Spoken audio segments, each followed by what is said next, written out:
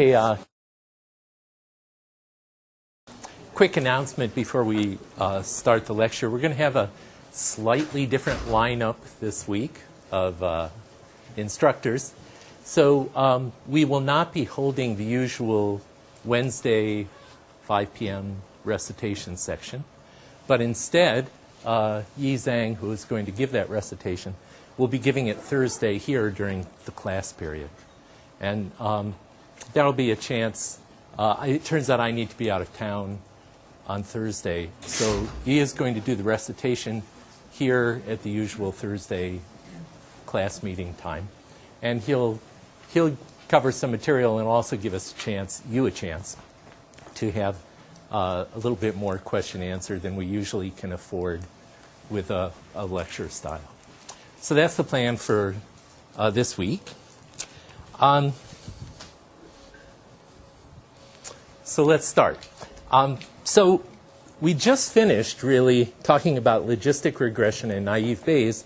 So we've just finished talking about the first two seriously probabilistic approaches to machine learning in the class, naive Bayes and logistic regression. So what I want to do today is take a look at those two in particular and ask the question, when might we want to use one versus the other? And then we're going to move on and introduce a third, again, probabilistically motivated learning algorithm. And by now you'll see it won't even take us that long because you already know the template for doing this.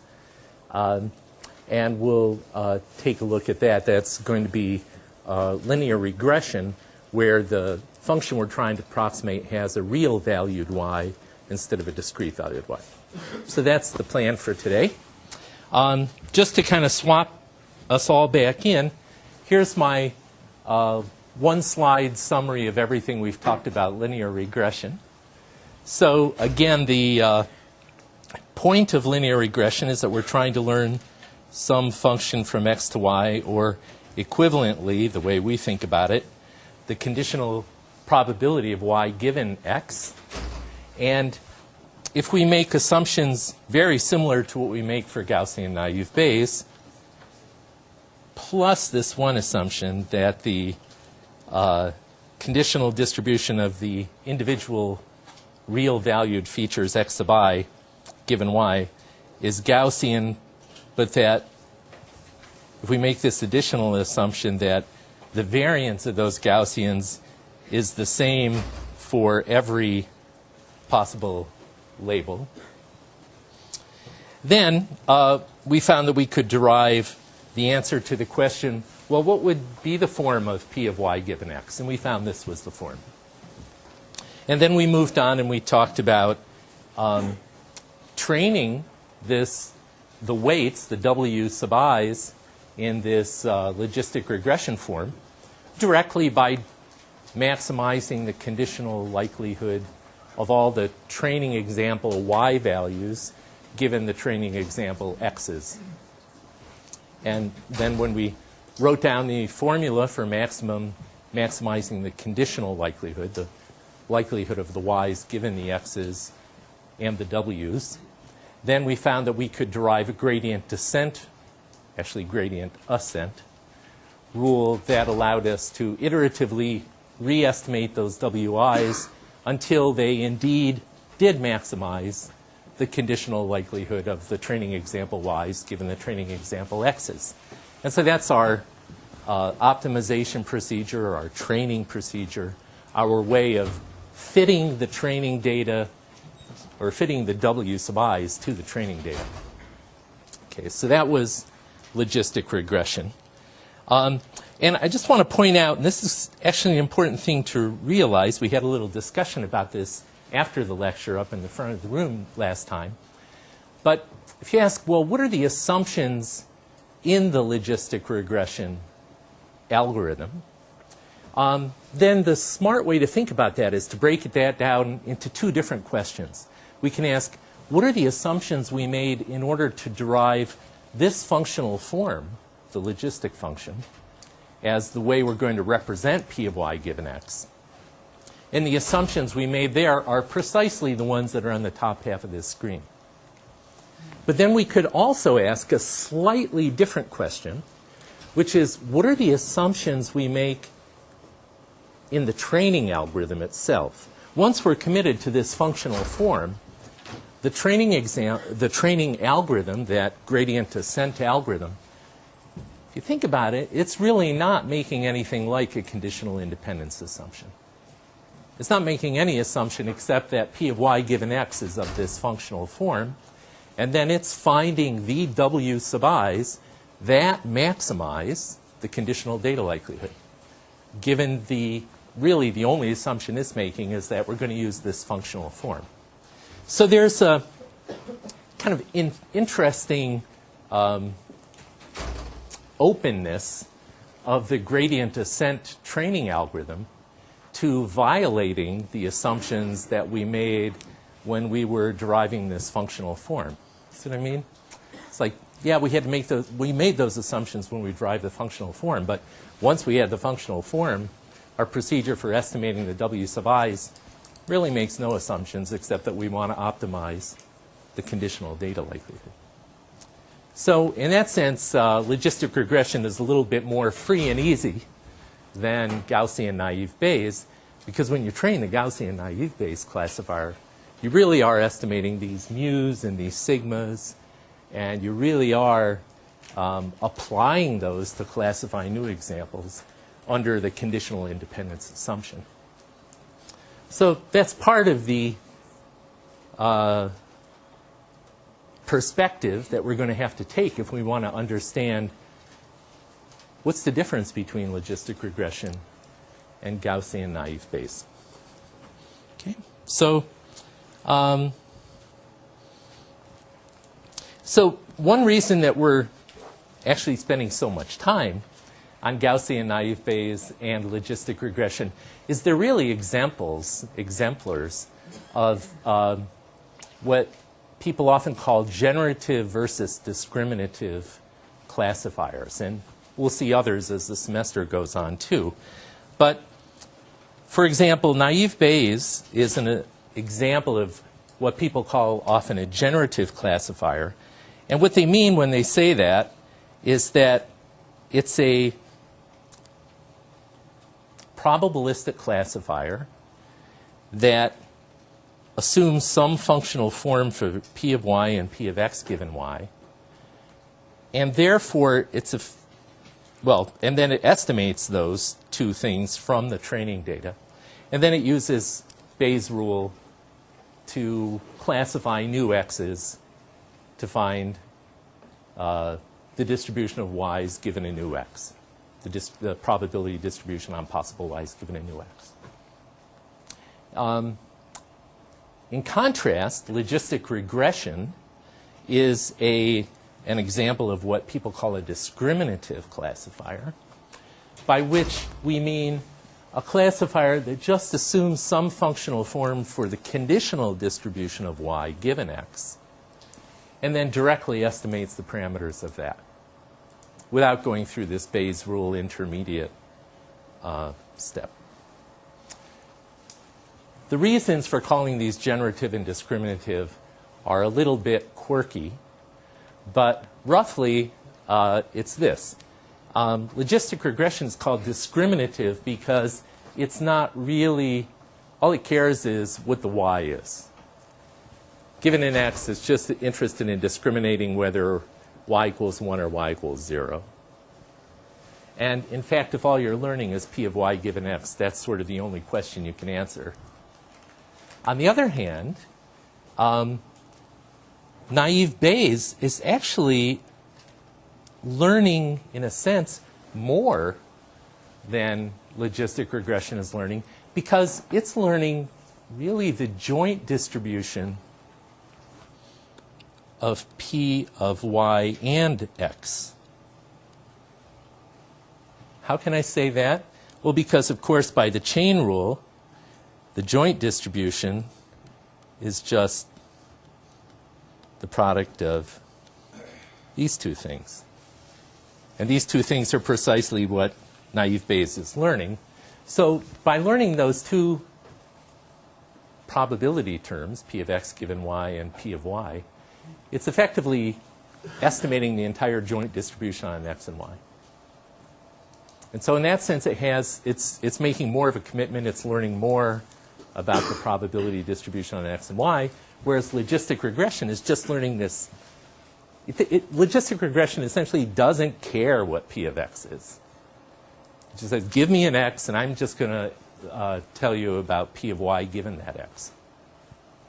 So that's really a big difference. And so one reason people call naive Bayes a generative classifier is that it's got enough information.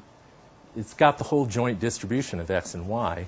And so it's easy, given a trained naive Bayes classifier, to generate example pairs, x, y pairs, according to the distribution that we're training from. Sorry, let me say that a better way. Once we've trained our naive Bayes classifier, we have the joint distribution of p, y, and x. And it's easy to use that learned estimate of p of y, x to generate pairs, x, y pairs, according to that distribution. How would we do it? It's easy. We've got p of y and we've got p of x given y. So going back to our Squirrel Hill example, first we'll pick a y. Well, once we trained our Squirrel Hill naive Bayes classifier, we had a prior on y being 1 and 0.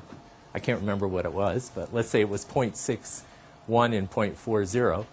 So with probability 0.6, we'll generate a y equals 1, and with probability 0.4, we'll generate y equals 0. Then, given that we've generated a random draw of that y, we'll just generate an x conditioned on whichever value of y we chose. And again, suppose we choose the value of y equals 1 on some draw. Then we'll go to p of x given y equals 1. And according to that distribution, we'll generate our x's. So it's a generative classifier in the sense that once we've trained it, we have enough information to generate random draws from p of x, y. And that's not the case, of course, for logistic regression. So there's one difference that's kind of interesting to think about. And so let's move on to the most fun question.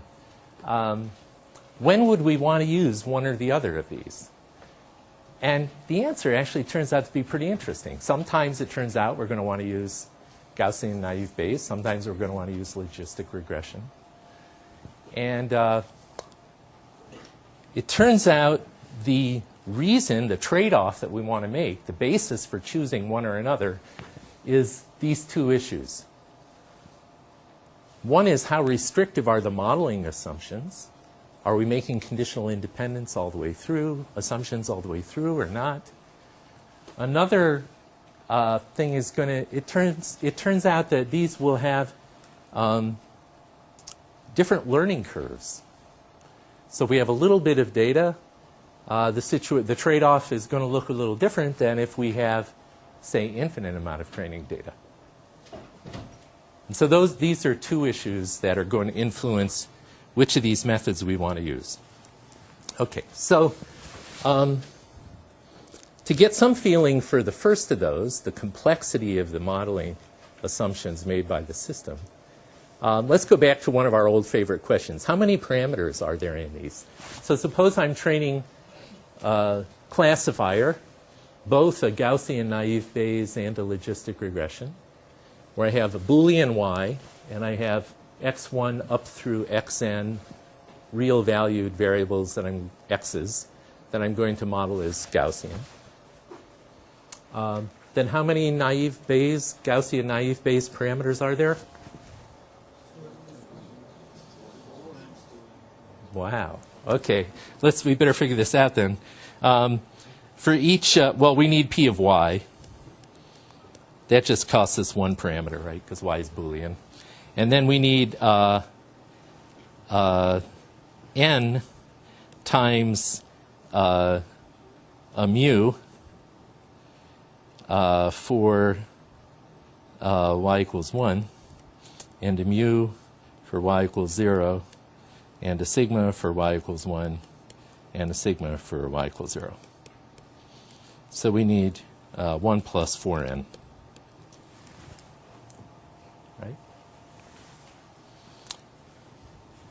Right? N being the number of, for each of these features, we need to estimate the Gaussian distribution conditioned on y being 1 and 0. It's 1 plus 4. And for logistic regression, how many do we need? N plus 1. That's easy to see because I wrote down the equation over here. All right. So one thing we notice is logistic regression involves estimating somewhat fewer parameters. That's kind of interesting. If all these parameters were independent, then that would suggest that somehow naive Bayes is more expressive or something. Okay, so that's one way we can think about it.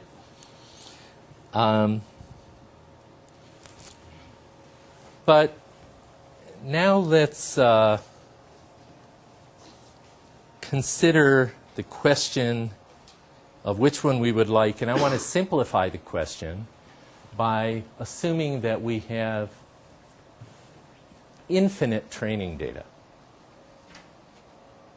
Okay, so there will be no risk that that one of these methods will work poorly because it didn't have enough training data and it's got high variance in the estimates of its parameters. Suppose we have infinite training data. Then which method would we like to use? Now, to be precise, I'm actually going to talk about 3 algorithms instead of 2. So let's just go down the slide here. Recall that when we derived the form of logistic regression, we really made 2 assumptions. The first was the conditional independence assumption that Gaussian naive Bayes always makes. The second assumption we made was this one that the sigmas really don't depend on y. We had to make that, well, we made that. And that allowed us to get this nice log linear form of the logistic function. Okay, so to make this discussion a little bit more well-formed, I'm going to talk about GNB, Gaussian naive Bayes, as just making the first assumption, the conditional independence assumption. But I'll introduce another algorithm we'll call Gaussian naive Bayes 2, which makes both assumption number 1 and assumption number 2. Okay, so in a sense, logistic regression is derived from the assumptions of GNB2, really, right? Because we added that additional assumption. Okay, so now, suppose I have infinite training data, and you get to choose one of those 3 learning algorithms to use. And I tell you that I'm going to give you infinite training data for some problem where assumptions number 1 and 2 really are satisfied. Really, they really do hold for this data set. Then what can you tell me about the relative accuracy of those 3 classifiers on future test data? Yeah? They'll be the same. And the reason is? Well, all the assumptions hold, so the only types of errors you can make is the ones where it's like the type 1 and type 2 errors where it's a training, you just don't have enough error, like the variables are. Good. So the assumptions are satisfied. That's what we agreed on. And therefore, let's take one of these GNB. Can it represent the optimal classification rule? Yes, because it's making those assumptions and they're satisfied. So there's some setting of the mu's and sigmas for GNB that will give us the optimal Bayes, well, the optimal classifier. And GNB, given infinite training data, if we give it maximum if we allow it to have a maximum likelihood estimates of mu's and sigmas, which are unbiased estimates, then it will get the perfect estimates for mu and sigma, and it will learn the best possible decision surface for classifying x's for which y equals 1 versus y equals 0. The same, of course, will be true for GNB2. It's making this additional assumption, but we've said that's satisfied too. So it will also learn actually exactly the same decision surface. It'll turn out to be a linear decision surface because assumption 2 is satisfied. GNB2 and GNB will learn the same linear decision surface.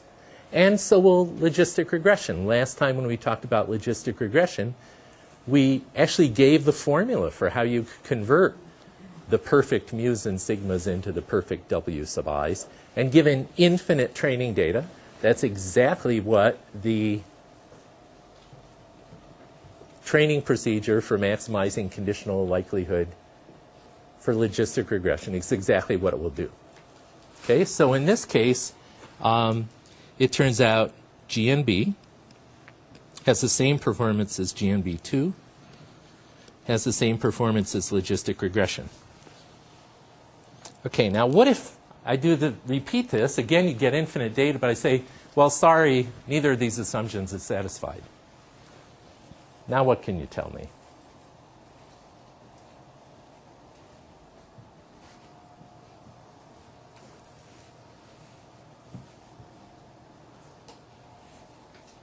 That's sad, isn't it?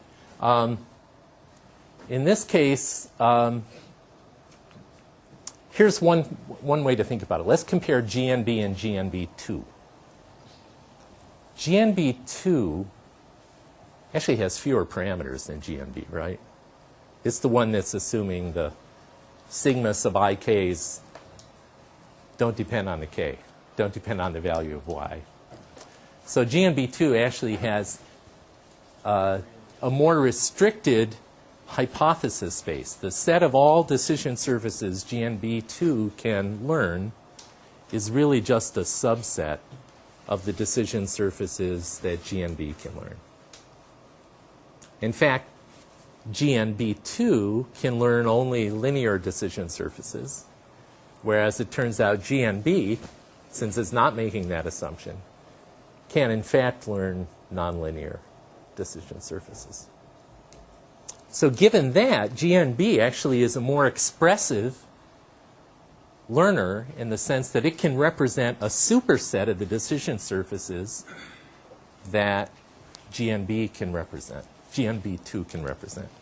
So in that sense, GNB is going to do at least as well as GNB2 because for anything that GNB2 can learn, GNB can learn it too from the same infinite data. But if the perfect decision surface is not in that subset of linear surfaces that GNB2 can represent, and it requires some nonlinear one that GNB happens to be able to represent, then it's going to win because it's going to learn that one instead. Right? So it has a bigger hypothesis space, a bigger model space. Okay? Anything else we can say?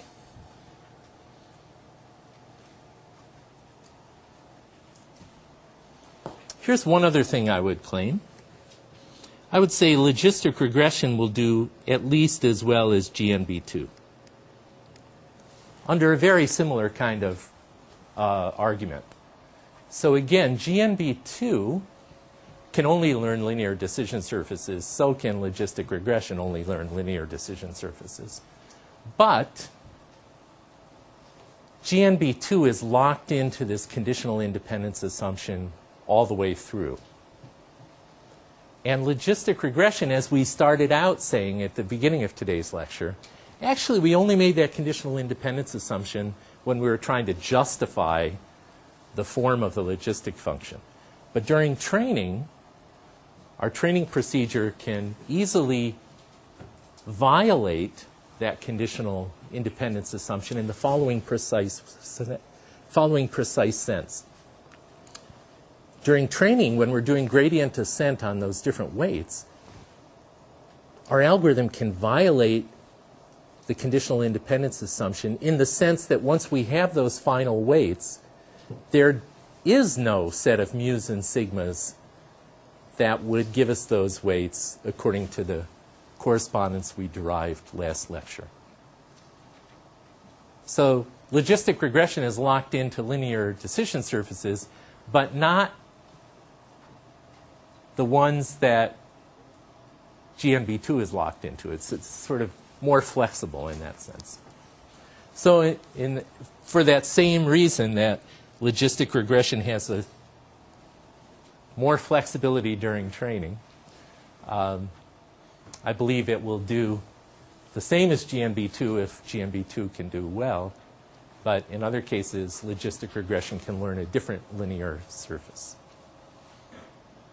Okay, let's move on to this one. What if the conditional independence assumption is satisfied, but not our other one about the sigmas being independent of y? Then which one would you put your money on? GNB, so would I. Because now we know that the Gaussian GNB can represent the correct surface because this assumption is satisfied. And GNB doesn't make this second assumption. And that surface might, for example, end up being nonlinear. And logistic regression is locked into linear surfaces. So in this case, I'd say GNB will have to do at least as well as logistic regression. Okay. All right. So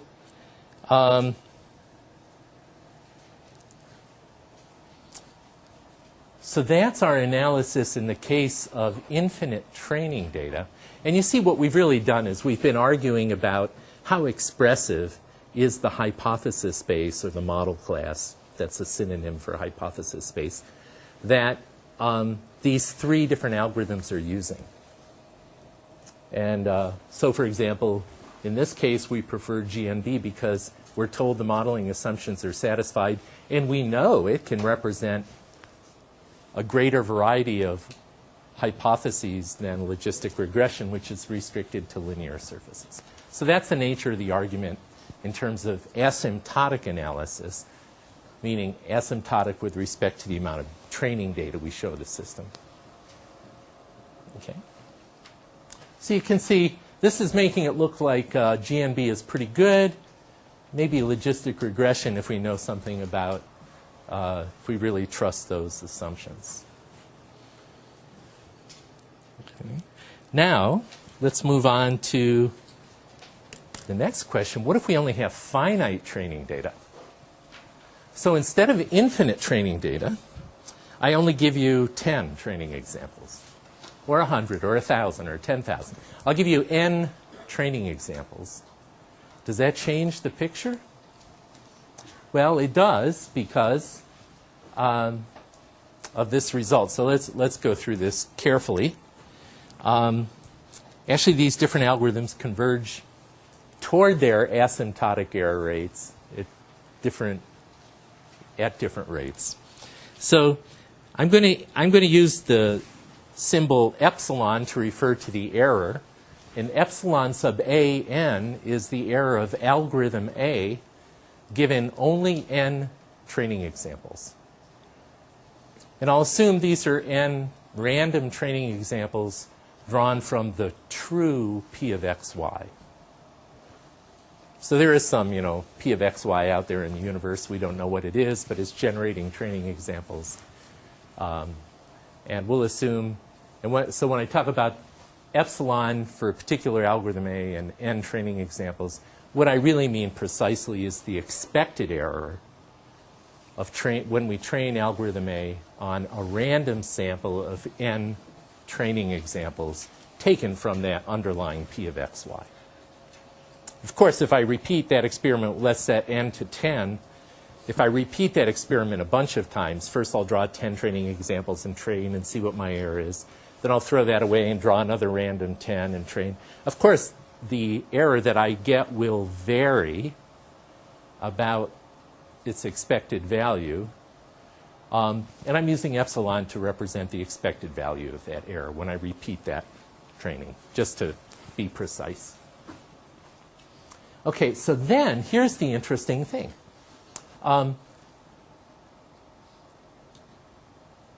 Wow, with a typo. Can you find the typo? So let's look at the top one, which has no typo. What this says is that the error that we'll get with logistic regression and n training examples is bounded by the error we would get if we had infinite number of training examples. Of course, logistic regression is not guaranteed to be perfect just because we have infinite data, right? We talked about that last time. If we have two Gaussians that overlap, I guess they'll need to because they have infinite extent. If we have two Gaussians that overlap, then the part where they overlap is going to give us this unavoidable error, even if we perfectly learn the decision surface that's best. And that'll be our epsilon for logistic regression for an infinite number of examples. That'll be if it learns the perfect decision thing. And there's still some remaining error. Then there's this other term which varies with the square root of d over n. And n, again, is the number of training examples. D is the number of features. So if we only have n training examples, we're going to get this unavoidable epsilon sub logistic regression infinity error. That's the unavoidable error. Plus another error that'll be bounded, that'll be on the order of, that will decrease with the square root of d over n. I'm sorry, that will increase with the square root of d over n. And so if I shrink the number of dimensions, I have fewer features, that'll work out better. In a way, I have fewer parameters to estimate if I shrink d. Or if I double the number of training examples n, then square root of d over n will also shrink as the square root of 1 over 2. Okay. And this is a result from Andrew Ng and Mike Jordan from a couple years ago. Interesting result. What's the case for GNB? Here's my typo. GNB suffers its unavoidable error that it would get also if we had infinite data, plus this other term. And this term only grows as log of the number of features instead of the number of features. So that's pretty cool. Why is it that we get this different behavior? Here's the reason intuitively. Once you see it, it kind of makes sense. Think about all these parameters that GNB has to estimate, and also all the parameters logistic regression has to estimate. Let's just consider GNB first. Let's take one of those, like mu for feature 4 conditioned on y equals 1.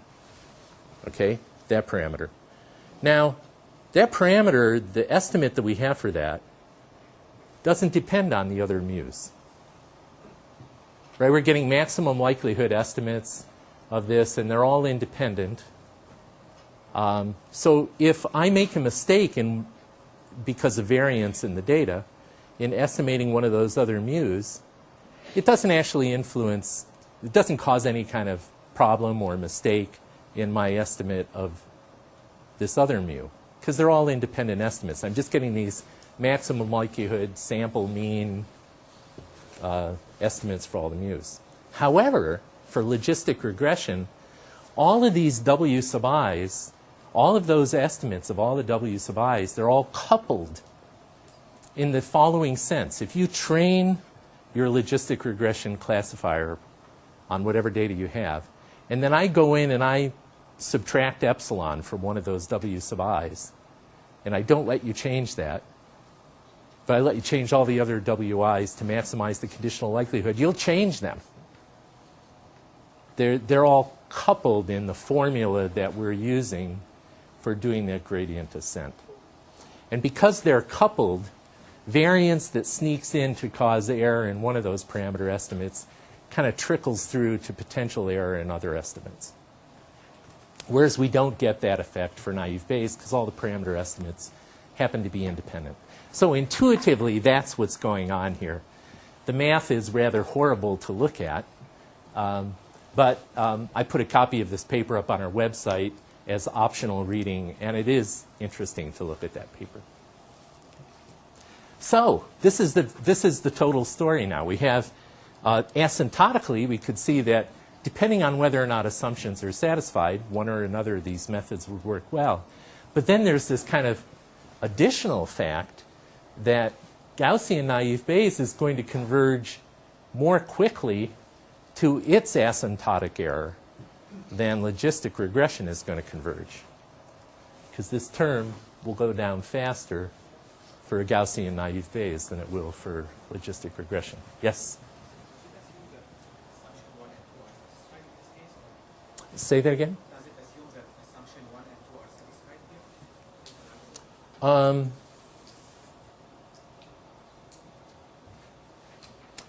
It's a good question. The question was, are we assuming in these formulas that assumption 1 and 2 are satisfied? I believe the answer is no. But I'd want to go back and look at that paper in detail to be sure. But I think the answer is no, because these are really just based on an analysis of the variance in the estimates of the parameters. Do they have some formula converted into confidence intervals, for example, instead of the big notation? Yeah, it would be nice to have a confidence interval on this. And this paper does not give that. Okay, all right, so there's the picture. Now, what happens experimentally if we try this? The same paper, they derived this theory, but then they ran some experiments, and they took a collection of different training data sets from a website called the UCI Data Repository, which you can also access, and it has a lot of function approximation data sets in it. Each of these plots shows two curves training both logistic regression and naive Bayes on one data set. In each plot, here's a different data set. And what you see in many of these data sets is, by the way, the dotted line is logistic regression.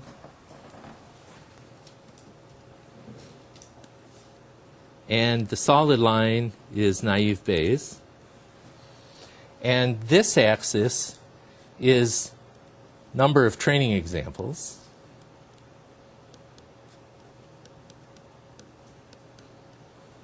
And this axis is error, measured over separate test data. So these are essentially the learning curves plotting error, how the error decreases as we increase the amount of training data. And what's interesting is, like, if we look at this first one, you see that when we only have a few training examples, indeed, naive Bayes exhibits a smaller error than logistic regression for this data set.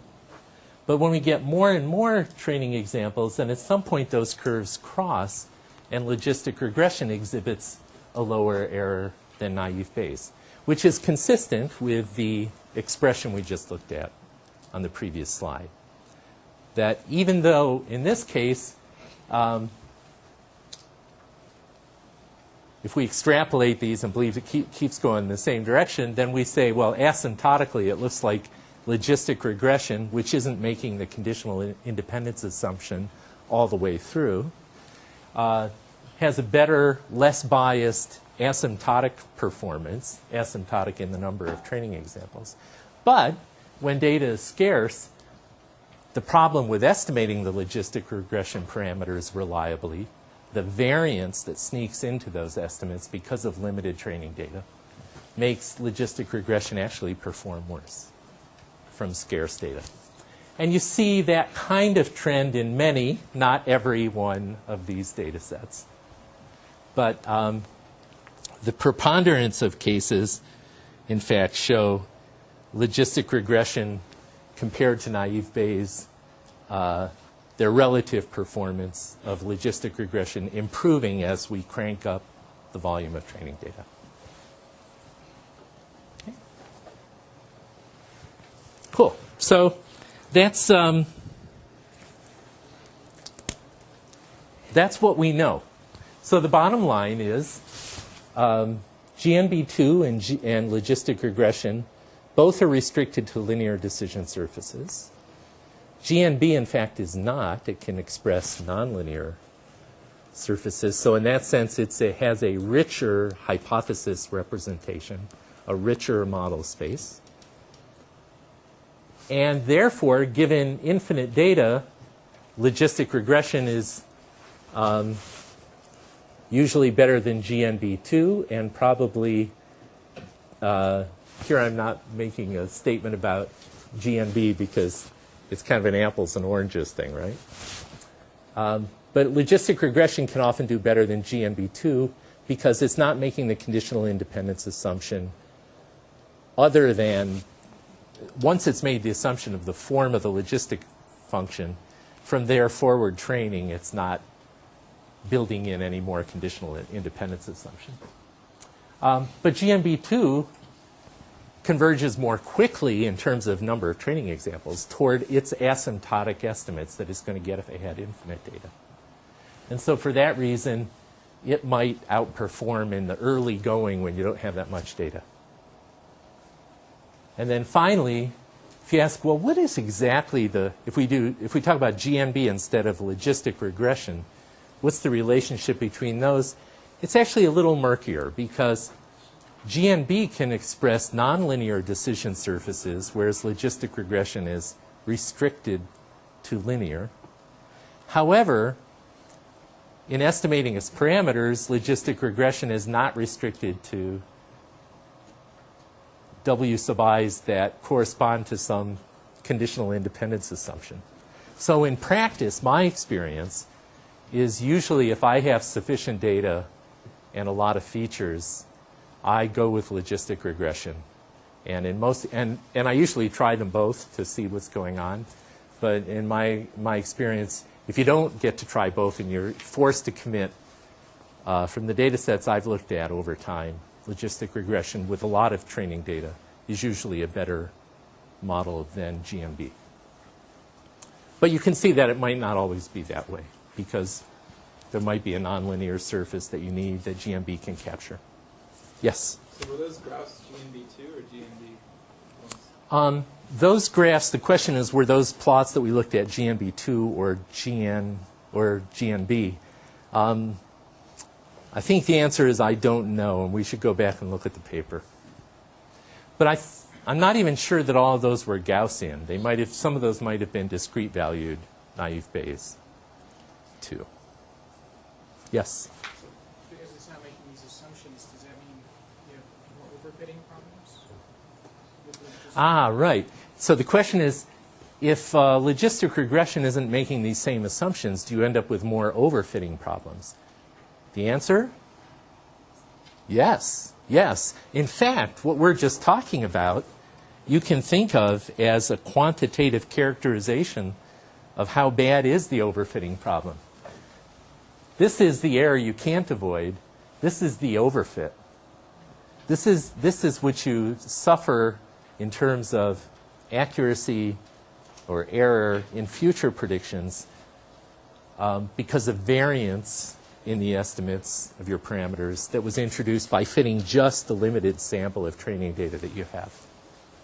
And the more training data you have, the bigger your N, the smaller that overfitting problem gets. But in fact, the point here is that that overfitting problem decays at a different rate in the two cases. So this is exactly the overfitting problem. All right. Good. So these things are actually really nice as two very useful practical algorithms, but they're also nice as kind of case studies of a generative and discriminative classifier and what are the issues in choosing one or another, and how does that relate back to this issue of overfitting? So that's what I hope you get out of this. Yes? You said this is a case study of just particular generative and particular discriminative. Does this generalize across for both of those different types? Yeah, the question is, if these are case studies, do these lessons generalize more broadly? The answer is often the discriminative classifiers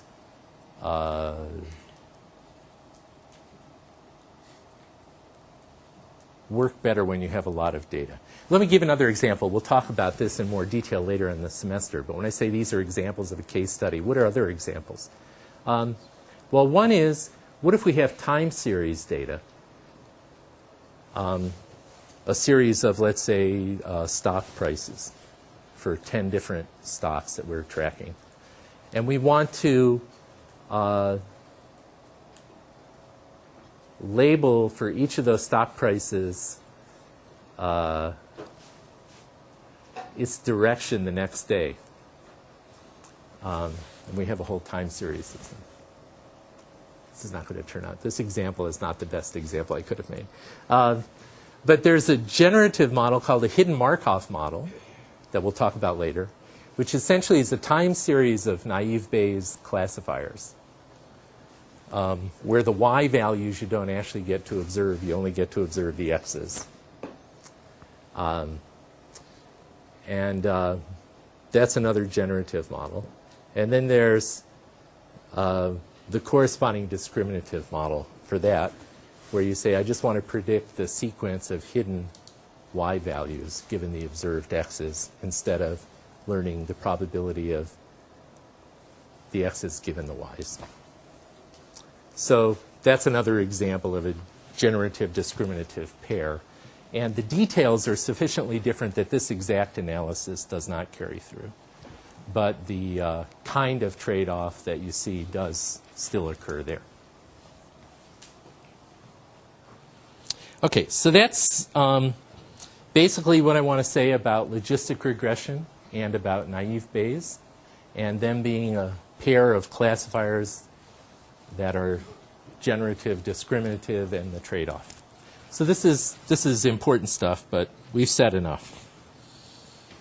So I want to move on to what's going to turn out to be a very easy topic.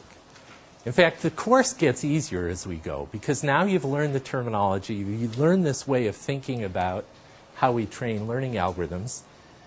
And so let's talk about regression problems, another kind of function approximation problem, which, unlike the ones we've looked at so far, now let's assume y is a real value, a continuous variable. Okay, so for example, I might want to predict your weight from your gender, your height, and your age. Well, your weight is a continuous variable. Or the price of Google stock tomorrow based on a bunch of other stocks, and so forth. So there are a lot of functions you might want to estimate where y is real valued. And the approach we're going to take to this is identical to the approach we've talked about already. We're going to follow exactly the same template. We've got a function approximation problem. We've got some x's, and we want to predict a y. Happens to be real valued. That's okay. Let's choose some parameterized form of p of y given x. And then let's derive our learning algorithm just as we did before. And we'll consider again, maybe we'll want maximum likelihood estimates of our parameters for p of y given x, or maximum conditional likelihood, or map estimates. Same story that we went through for naive Bayes, for coin flipping, for logistic regression. And you should be getting good at this. So let's look just at linear regression. So here I have an x and a y. Maybe y is final grade, continuous variable, and x is hours studying. another continuous variable. And we hope that y increases with x, as shown here. But of course, it's not a perfect function, and there are lots of other things that we can't observe. And so we might find two people, both of who studied exactly the same number of hours, and they got slightly different grades. And so the data points that we might have to fit might be scattered around. Still, we'd like to fit a line. So what would be a good probabilistic model? First of all, what do we mean probabilistic here in the first place? Well, let's look at what I just said. We might have two people who exhibit the same x values. I just have one x feature here, which is hours studying. And there's some randomness in the grade that they get if we try to predict it just from hours studied. And so that's one place where randomness comes in. And so if we're interested in characterizing the probability distribution on grades conditioned on hours studied, we might make up the following kind of reasonable, very reasonable probabilistic model. We might say the actual grade, the observed y that you get, is some deterministic function of the amount of hours that you study, plus some other epsilon, which we'll say is some random variable. That's the source of the randomness. And furthermore, here I want to assume that that epsilon, that randomness, is just a zero mean Gaussian random variable. So what does that mean? That means for any given x, let's choose this x, studying exactly 5 kilohours, then what this model says is, for that x, there's a probability distribution, which is Gaussian, around values of grade that we're going to see, and that the grade we're going to see is a Gaussian distribution, because that's what epsilon is here, centered around the deterministic linear function f of x. And so essentially this is kind of the picture of what this probabilistic model is saying. Right? So it's saying, you give me an x, like 5 kilohours, and I predict a y. Well, if you want, actually I can predict a whole distribution of y's. I can tell you the most probable value is just f of x. But there's also some variance in that value. It's actually a whole Gaussian distribution. There's some sigma on that. Where's the sigma come from? Well, right here, obviously. Okay. So this is going to be my probabilistic model. This is a very common probabilistic model for making sense out of regression problems. And you see, it's kind of sensible. Like if I'm trying to predict some variable and I have noise in my measurement of y, and x really is some, y really is some function of x, but my observed y's are noisy measurements, then maybe I use this kind of a model. Or if y is some function of a bunch of variables and I only have a subset of them, like it's more than the number of hours you study. Also depends on what you knew coming into the course and stuff like that. Then I get a similar kind of effective befuddlement or uncertainty that I can reasonably model this way. Yes? So is, for our purposes, epsilon is really always going to be given to us, or is there a good way to learn epsilon? So we're going to, the question is, are we assuming that we're given epsilon or are we going to learn it? And the answer is, we're assuming we don't know epsilon. But we will assume that epsilon is drawn from some zero mean Gaussian distribution. That's the assumption we're going to make. So that's it. That was a great question. So I'm going to even put it here. Unknown. Known. So we do know that it comes from a Gaussian distribution. We just don't know what the epsilons are going to be. And then we assume, okay, this is how, this effectively gives us, makes y into a random variable, right? Because given x, if f of x is deterministic, but epsilon is random, and so if we add a random variable to a deterministic variable, we get another random variable. And now this random variable will follow what distribution? Well, it'll be this distribution. It'll also follow the normal distribution with variance sigma, but of course it won't be centered at 0, it'll be centered at f of x. Okay? So this is our form of p of y given x. That was step 1 in the two-step process. We make up some probabilistic model that kind of fits our intuitions about the problem. We get a functional form for p of y given x. You can remember the functional form for a normal distribution, a Gaussian distribution. Plug that in, we've got now a functional form for p of y given x. And that distribution will have, well, it depends on how we're going to represent f. Now we've still got to say how we're going to represent f. In this case, if it's linear regression, then we say f of x is just some w0 plus w1 times x. It's just a linear function with some slope and intercept. And so now if I plug that in for mu, I'm all set. So now I say p of y given x is some normal distribution with that mu, that's that mean, and with sigma as its variance. And now I want to train, I have some training data like the points shown here. What does that mean? Well, that means I want to estimate these parameters, sigma, w1, and w0. I want to estimate those from the training data. And now, if we back off to our usual question, like, what's the relationship we want between our estimates and the training data? Then again, we have our usual candidate answers. We'd like the maximum likelihood estimates, please. Or we'd like the map estimates under some additional assumption about a prior. But now we're off to the races. This is exactly the same stuff we've talked about before.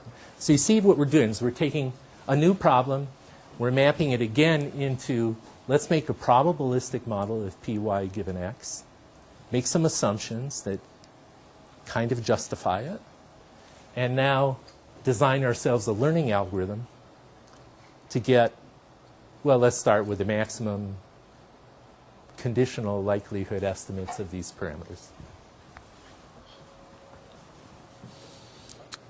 All right, so how does that go?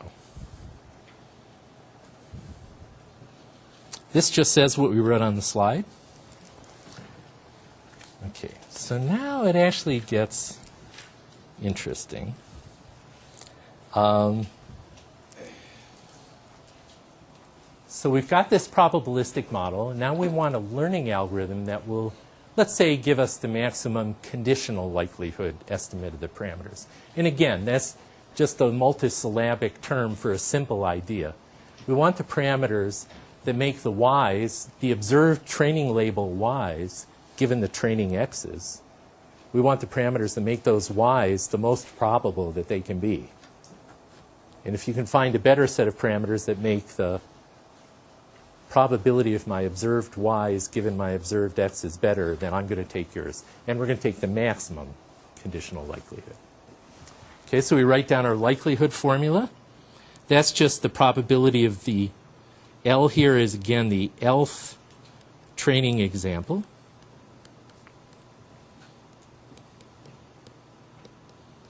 And so if we want the likelihood of our training data given our W's, well, that's just, if we assume each of our training points here, those different dots, are independent, identically distributed according to this P of y given x, then the conditional likelihood is just the product over all those independent training examples of the probability of their observed y given their observed x and our parameters.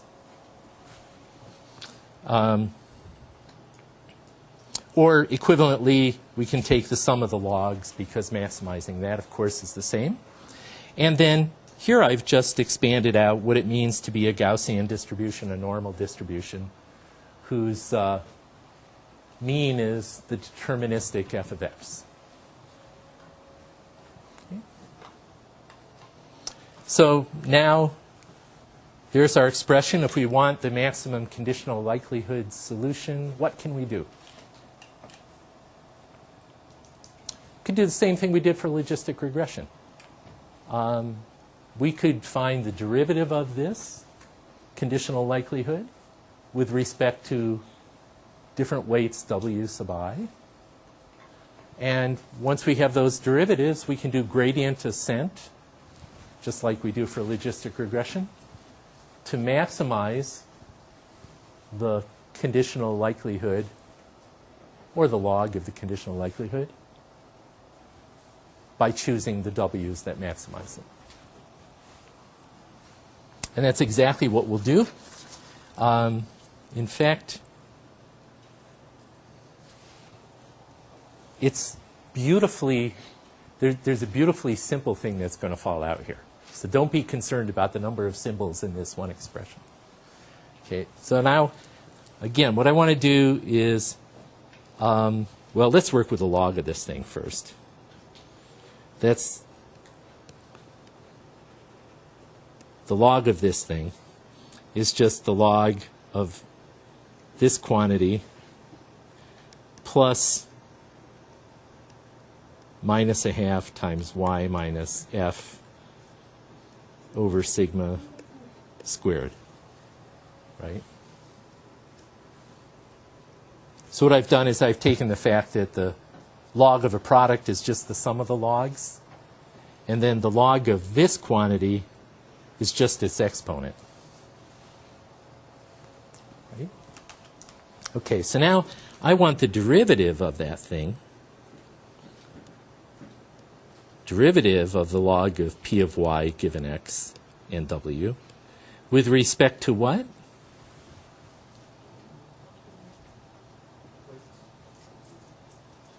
Yeah, w.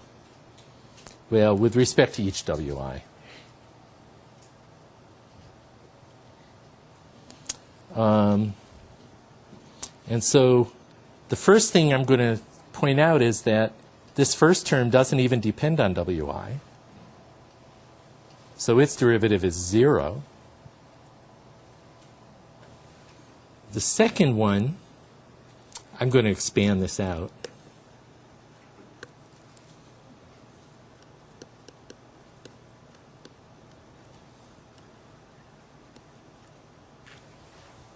Right? F is, we agreed, just this linear function of x. And so if I want this, let's say, with respect to w1, then what do I have? Well, freshman calculus again, right? The chain rule in freshman calculus tells you that the derivative of this complex thing with respect to wi is the derivative, let me call this thing z. Then that's the derivative of this complicated thing, let's call the complicated thing, with respect to f times the derivative of f with respect to w1. Chain rule of freshman calculus. And so what does this become? Well, the derivative of this whole complicated thing with respect to f is just 2y minus f over sigma. Is that right?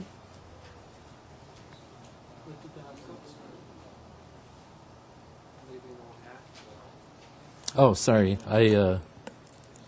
Good thing it's 2 times minus 1/2 times 2 times. Did I get that right?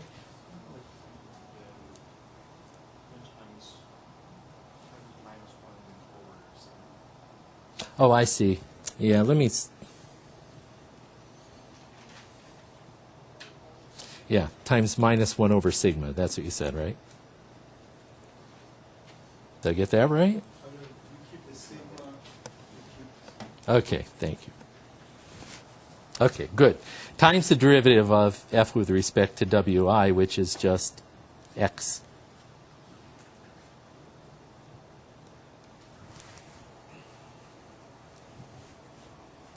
Okay? So that's my derivative of this thing with respect to w1. You can do a similar thing with respect to w0. But basically what this says is the change I'm going to make, the slope of this conditional likelihood with respect to w1, is just, I left out the sum over training examples.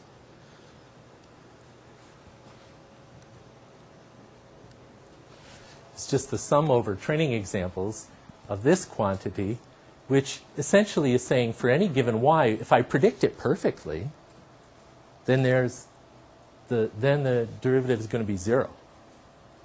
Or the contribution from that training example, if I predict it perfectly, is going to be 0. But if I predict it wrong, then the magnitude of this derivative is going to grow with the magnitude of my prediction error for that y. And it's also going to depend on how big x was. Okay. So it's very sensible. And here's another way of looking at it. This is actually really cool. Look at this thing. This says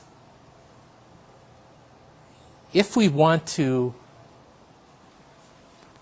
find the argmax of our conditional likelihood with respect to w, since it doesn't even depend on that, the log of it doesn't even depend on that.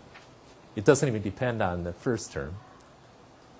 The second term is just essentially the sum over all the training examples of the squared error in our predictions. So let me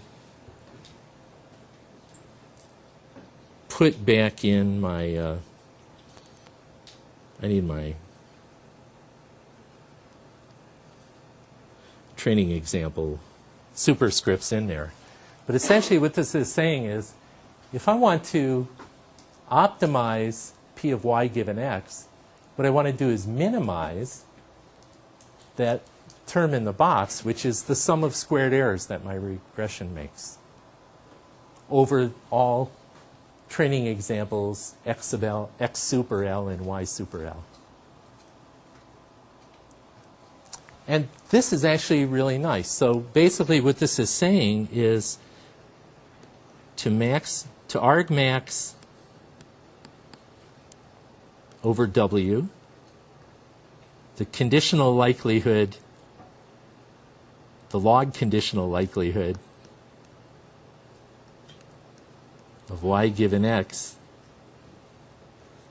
we want to argmin over W, the sum over our training examples of the difference between the example and its predicted.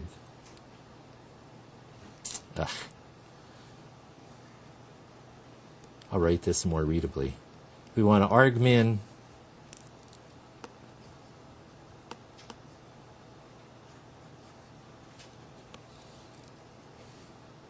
this equals argmin over W of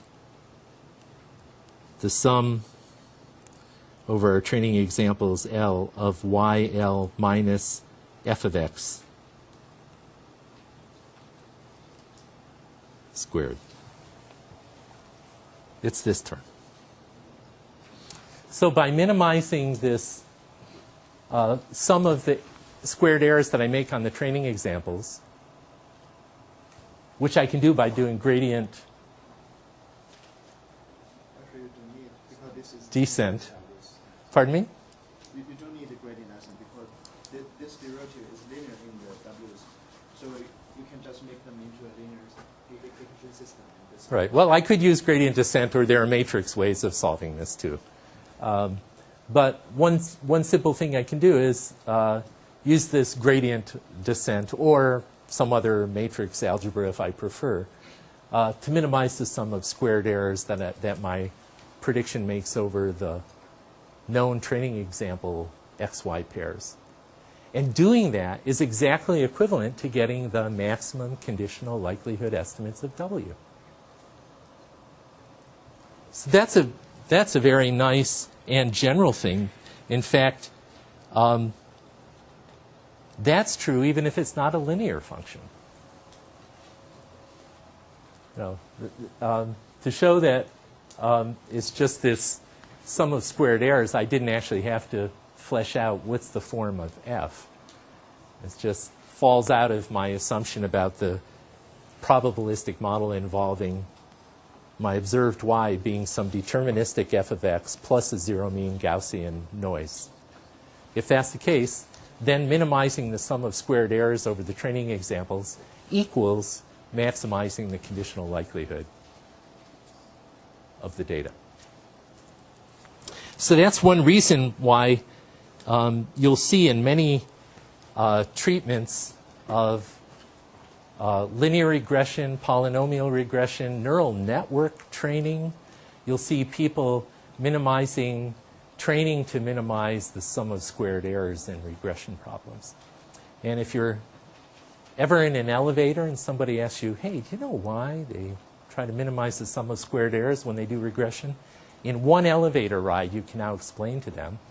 It's because underneath that, there's this probabilistic, principled idea that they really want to maximize the conditional likelihood of all the observed y super L's given the x super L's.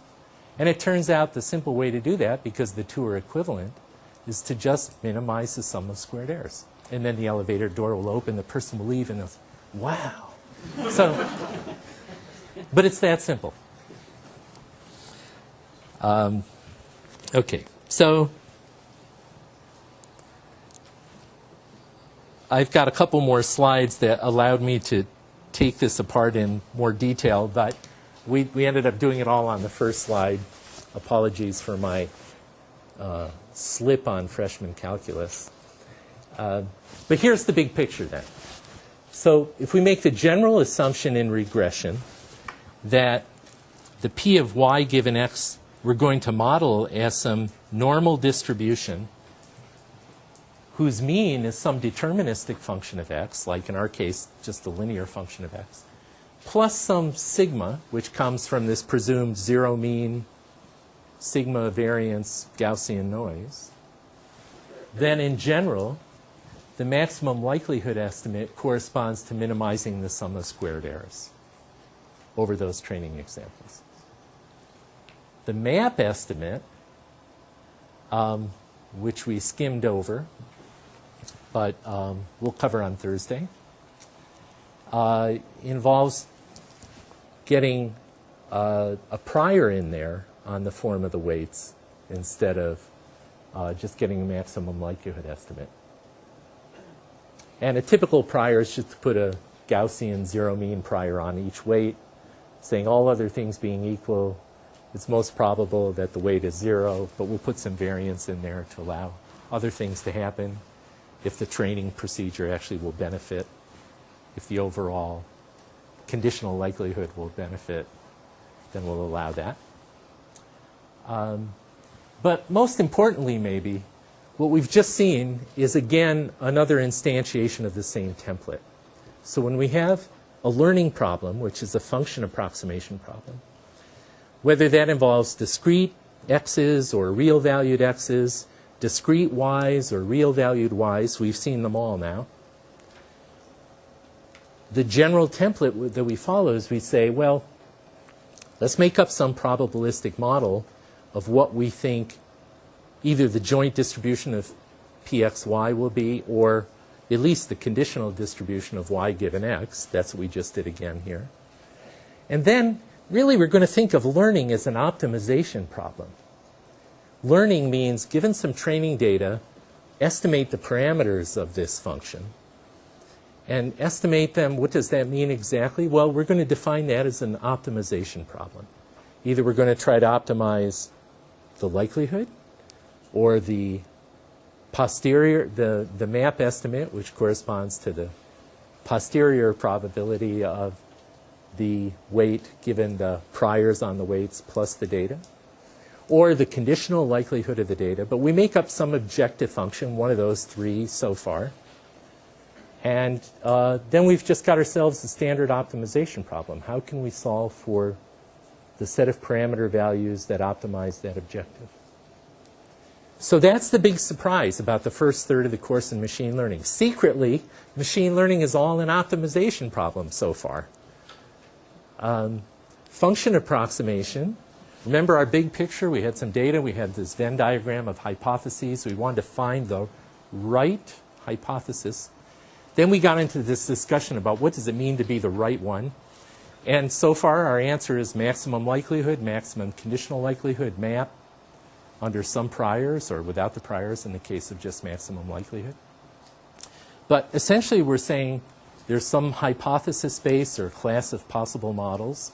We've got to make up an objective, and then the training procedure is an optimization procedure for finding those. And we also know some of the tricks of the trade now. We know that there's this lurking overfitting risk. And we know that the complexity of the class of models that we consider, the variety of hypotheses that can be expressed, the bigger that grows, the greater our danger of overfitting. But the smaller it grows, the greater our danger of a biased hypothesis coming out, one that doesn't actually capture, that because the learner can't even represent the true hypothesis.